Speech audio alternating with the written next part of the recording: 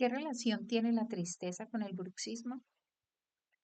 ¿La tristeza no expresada puede estar afectando tu mandíbula? ¿La tristeza que no expresas te está haciendo apretar los dientes? Permitir que la tristeza fluya como parte de la vida te liberará de la carga que mantiene tu mandíbula tensa. Es el momento de honrar tus emociones, soltar el dolor y empezar a sanar.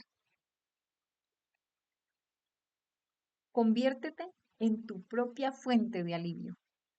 ¿Te cuesta soltar la tristeza? Ven, te acompañamos en @norma.terapias.holísticas.